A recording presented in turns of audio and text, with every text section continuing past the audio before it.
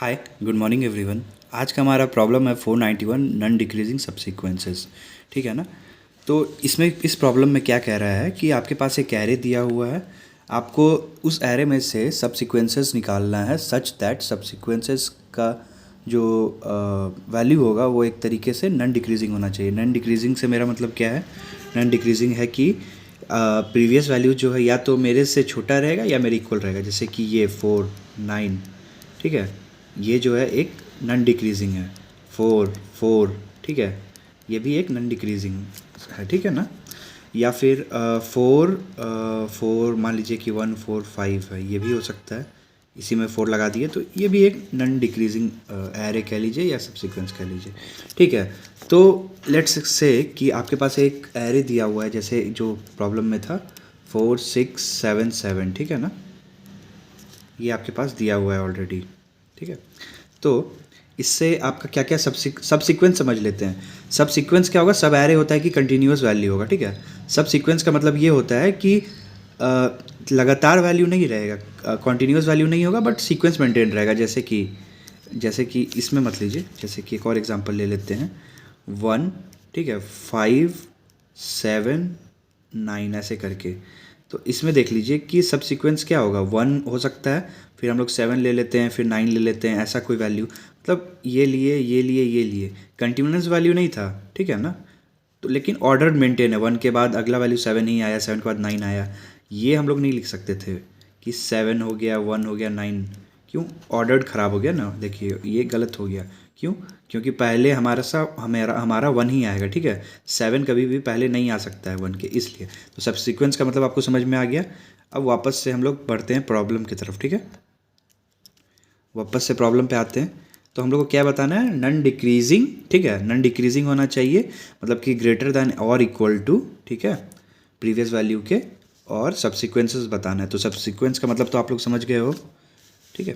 तो एक सबसीक्वेंस और इसका लेंथ जो है हमेशा 2 या 2 से बड़ा होना चाहिए, ये दिया हुआ है, ठीक है। तो एक सबसीक्वेंस क्या हमारा हो सकता है यहाँ पे, वो देखते हैं।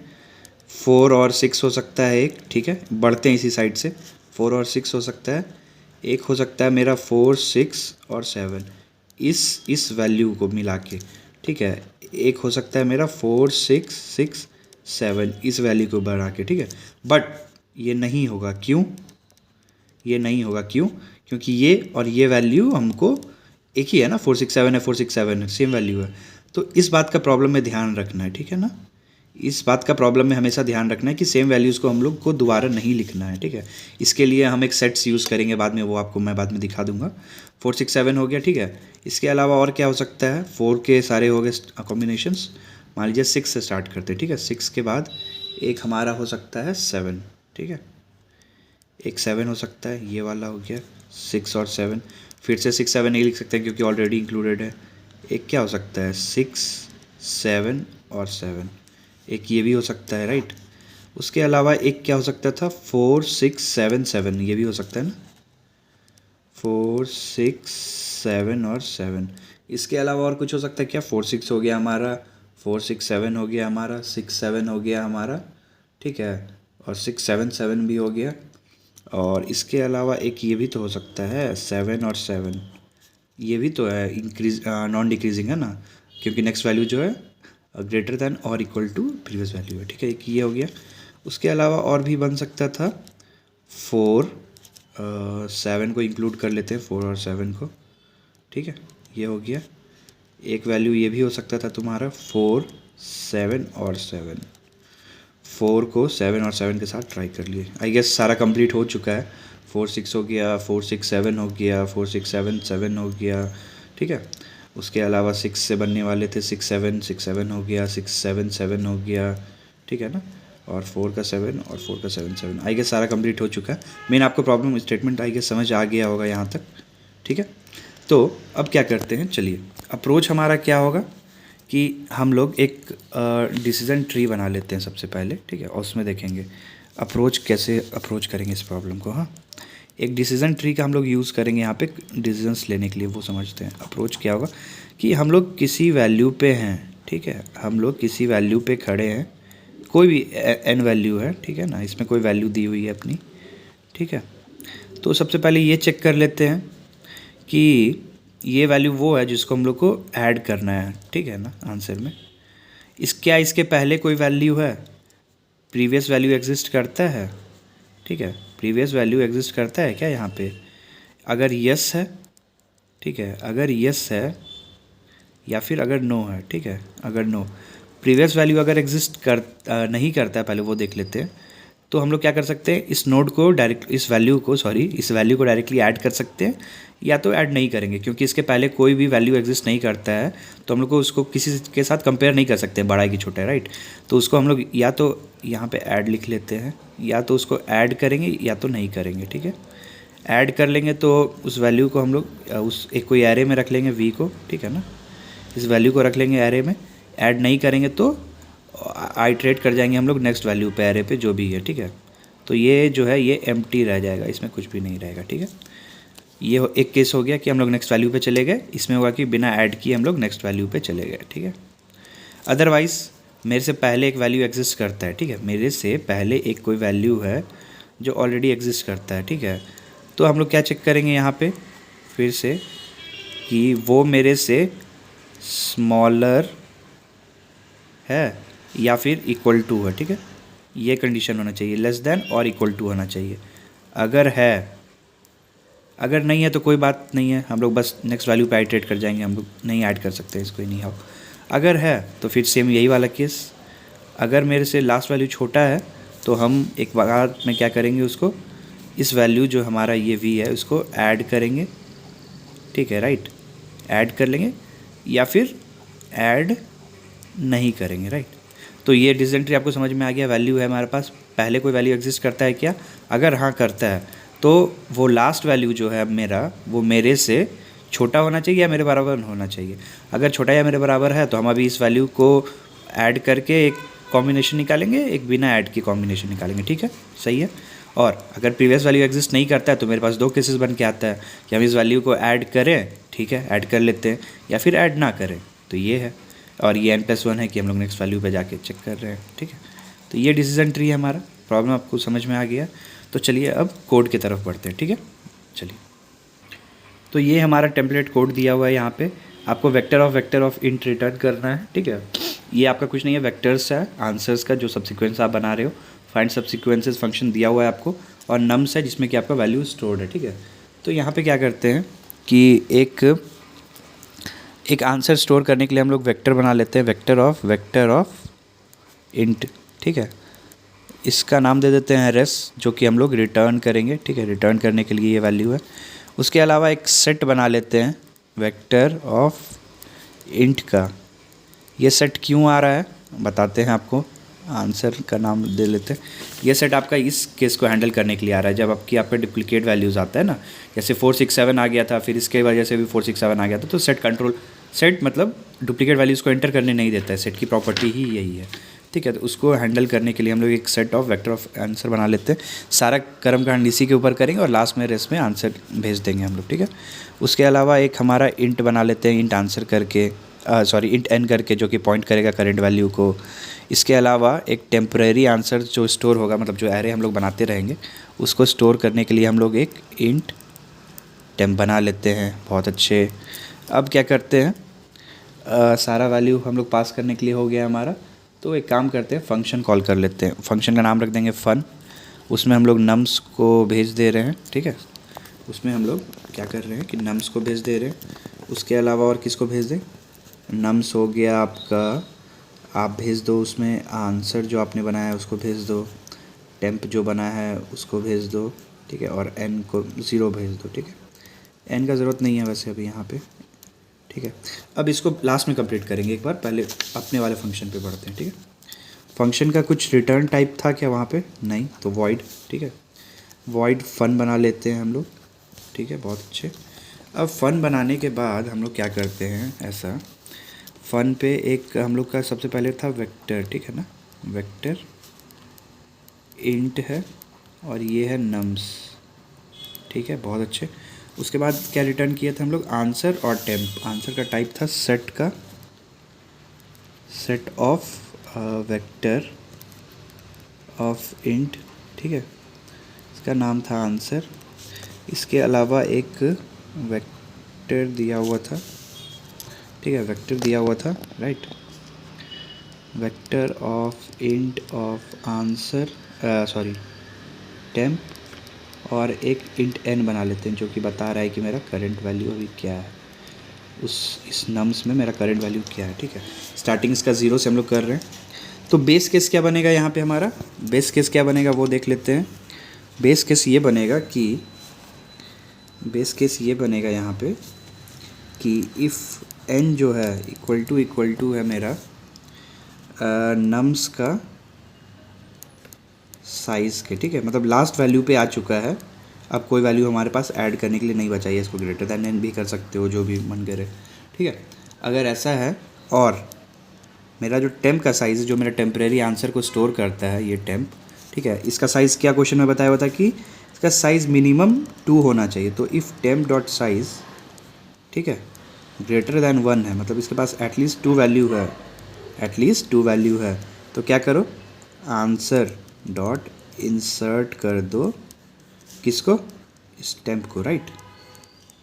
और ये हो गया, ये अगर था, अदरवाइज़ क्योंकि हम लोग n पे आ चुके हैं और n का साइज़ जो है अभी, n का जो वैल्यू है वो नम साइज़ के बराबर है, ठीक है। तो यहाँ पे बस अब रिटर्न कर दो कि मेरे पास कोई और वैल्यू नहीं बचा है, राइट। बहुत अच्छे।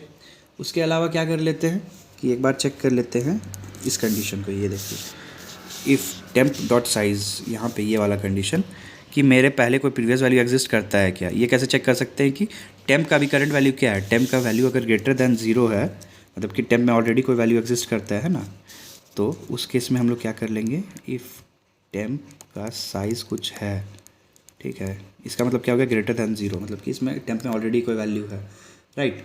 तो टेम्प में अगर ऑलरेडी कोई वैल्यू है, हाँ, तो उस केस में क्या करेंगे हम लोग, देख लेते हैं कि इफ़ नम्स का जो n है, ठीक है, नम्स का जो n है वो जो है वैल्यू मेरा, और मेरा जो टेम्प का लास्ट वैल्यू है ना, टेम्प का last value temp dot size -1, ठीक है। इन दोनों में कंडीशन क्या होगी, नम्स का जो मेरा करंट वैल्यू है शुड बी ग्रेटर दैन और इक्वल टू टेम्प में जो लास्ट वैल्यू है, टेम्परेरी वैल्यू जो हम लोग स्टोर कर रहे हैं एरे में, उसका जो लास्ट वैल्यू है उससे मेरा अभी करंट वैल्यू बड़ा होना चाहिए, ठीक है।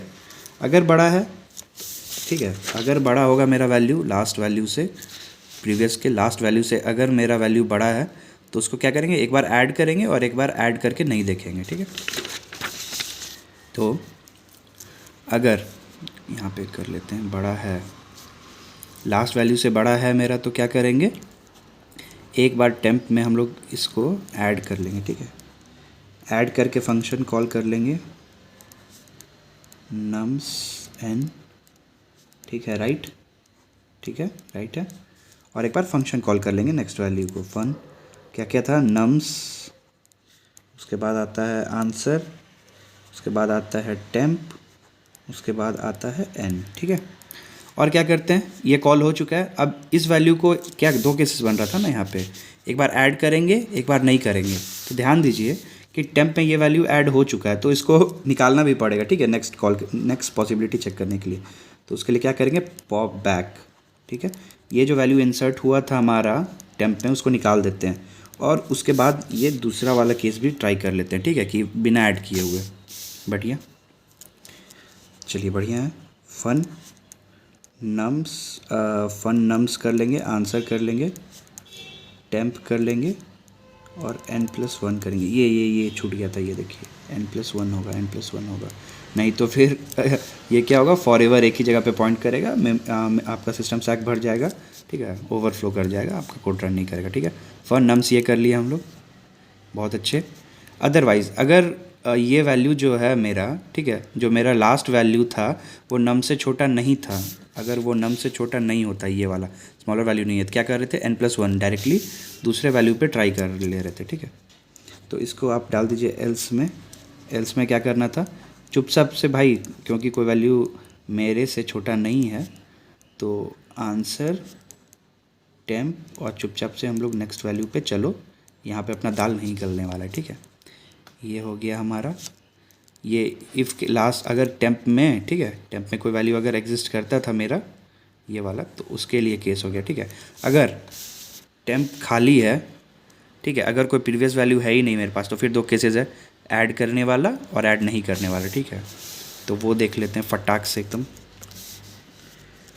उस केस में क्या करने वाले हैं हम लोग, एल्स में क्या करेंगे कि ठीक है, टेम्प डॉट पुश बैक करते हैं नम्स ऑफ n को, और एक बार फंक्शन कॉल कर लेंगे हम लोग जल्दी से। क्या है वही, नम्स है, फिर आपका है आंसर, फिर है टेम्प, और फिर है n+1। फिर हाँ, एक बार ऐड किए थे तो एक बार इसको रिमूव करना पड़ेगा, temp dot pop back, right, pop back, ठीक है। और एक बार बिना, क्या केस है वही वाला, बिना ऐड किए ट्राई करेंगे। तो एक बार फटाक से देख लेते हैं बिना ऐड किए हुए, एक बार बिना ऐड किए कॉल करेंगे fun nums answer temp n+1, ठीक है। चलिए बहुत अच्छे, अब हमारा कोड आपका रेडी हो गया है, इसको बंद कर लेते हैं। ये आपका ये है, ये मेरा मेन फंक्शन है, एक बार देख लीजिए आप लोग चाहें तो पॉज करके। यहाँ पे कोड ये है, लिंक डिस्क्रिप्शन में रहेगी कोड की, तो कोई इशू नहीं है, ठीक है। चलिए यहाँ तक क्या है कि अब मेरा सारा फंक्शन कॉल आ चुका है, सारा आंसर जो है वो मेरा इस सेट में ऐड हो चुका है। अब सेट नहीं रिटर्न करना है, देखिए वेक्टर रिटर्न करना है, ठीक है। तो क्या करेंगे कि एक एक वैल्यू जो आपका सेट में है उसको हम लोग ले लेते हैं अपने आंसर में, ठीक है, अपने रिज़ल्ट में, RES जो है फाइनल मेरा। तो फॉर ऑटो, ठीक है, for auto %x in answer जो भी है उसको क्या करो भाई, रिज़ल्ट डॉट पुश बैक कर लो तुम अपना x को, ठीक है। बहुत अच्छे, रिज़ल्ट में सारे x जो भी वैल्यूज़ थे सेट में उसको, आंसर को यहाँ इसमें डाल लो, और रिटर्न कर लो तुम किसको, रेस को। चलिए बहुत अच्छे, ये सब हो गया। ये कोड है हमारा जो दिया हुआ था, और ये हमारा अपना लिखा हुआ कोड है। तो अब इसकी टाइम कॉम्प्लेक्सिटी क्या होगी थोड़ा वो जान लेते हैं, ठीक है। मेन चीज़ है ये, टाइम कॉम्प्लेक्सिटी क्या होगा और इसका स्पेस कॉम्प्लेक्सिटी क्या होगा, ठीक है ना। स्पेस कॉम्प्लेक्सिटी तो सिंपल है, ऑर्डर ऑफ n हो गया, और जो आपका स्पेस कॉम्प्लेक्सिटी और जो आपका टाइम कॉम्प्लेक्सिटी वो है क्या है, सोचिए थोड़ा सा। आइए लिखते हैं एग्जांपल से थोड़ा जल्दी से। कोई भी वैल्यू को हम लोग क्या कर रहे थे, चेक कर रहे थे, या तो इसको ऐड करना है या तो इसको ऐड नहीं करना है, या तो इसको ऐड करना है या तो इसको ऐड नहीं करना है। तो हर वैल्यू के लिए हम लोग के पास दो केसेस है ना, तो 2 × 2 × n टाइम्स, इसको हम लोग क्या कर सकते हैं, 2 का पावर n, ठीक है। समझ में आया आपको, हर वैल्यूज़ को हम लोग ऐड कर सकते हैं या नहीं कर सकते हैं। हर वैल्यूज़ के लिए मेरे पास दो केसेस है, तो 2 × 2 हर केसेस के लिए n टाइम्स, तो इसलिए इसका क्या वैल्यू हो गया, 2 का पावर n। तो टाइम कॉम्प्लेक्सिटी जो है मेरा वो है एक्सपोनेंशियल, राइट, 2 की पावर n। तो बस यही है, चलिए कल मिलते हैं, बाय।